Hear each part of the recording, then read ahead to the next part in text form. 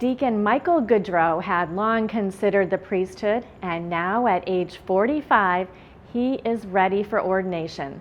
Rebecca Drake has the story of how his vocation was nurtured and what finally convinced him to commit his life to serving the faithful here in Western Massachusetts. Thoughts of a religious vocation came early to Deacon Michael Goodreau through the example of a diocesan priest, Father Raymond Soltis.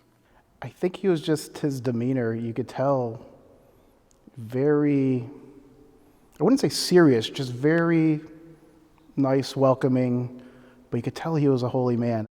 At that time, Father Soltis was a parochial vicar at Deacon Michael's home parish, Immaculate Conception in Indian Orchard. Another spiritual influence during Deacon Michael's childhood was his Polish heritage, especially through his grandmother, who was his babysitter when his mother worked a second shift job. At night, she would teach us the prayers, the Hail Mary, the Our Father. So just reinforcing those, that's how I knew my prayers, even before I went to a religious ed, ZCD as we called it then. So very, very big influence. As he grew up, Deacon Michael was inspired by the Polish traditions and devotions at the parish, but then came high school and some new interests. I think I was more interested in playing football and just whatever, doing whatever, getting through. But I mean, I did love history. I always loved history. After college, Michael became a member of Christ the King Parish in Ludlow, and it was here that he first had serious thoughts of becoming a priest. During that time, he went on a trip to Ireland, where he had a unique spiritual experience while visiting the National Shrine of St. Oliver Plunkett. So it wasn't like a miraculous thing, but I'm sitting there praying, looking at it. This guy was drawn and quartered for the faith for being a Catholic bishop. And I can't go to Mass. So that was like another push. Shortly after returning from Ireland, Deacon Michael was confirmed at age 23. And then...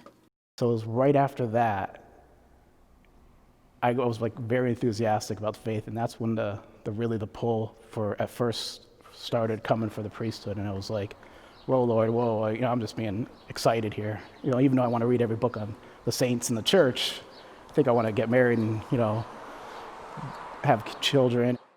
He went on to work full-time as a customer service trainer for the next 17 years. Still, there was something there that would not go away. I did inquire early on, too. God will keep calling in the end. So it was always like a tug, right? There's always something there. And during those years, there also was the gentle witness of his pastor and former first-grade religious education teacher, Father Soltis. And that was the thing with Father Ray. He knew what was going on all those years, but he'd always just drop in are you still considering this? So it wasn't like pressure. It wasn't like he did it every day or every time he saw me, but once in a while. Finally, there was one more powerful influence on Deacon Michael's decision to pursue the priesthood: the counsel of Jesus Christ himself through hours spent praying before the Blessed Sacrament. In adoration, the joy is just, I know I'm there with the Lord, and sometimes you want to say, Lord, this is going on. You're praying in your mind, you're talking, but you're better off a lot of times. Let's just not say anything. Sit there at least part of the time in silence and see just what's going on. Like, listen to the Lord.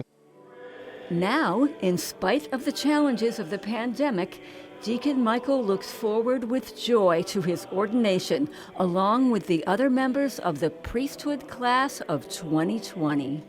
It's a blessing to have the other men in the class. So that's what I'm looking forward to, the 5 of us finally getting ordained after the little delay.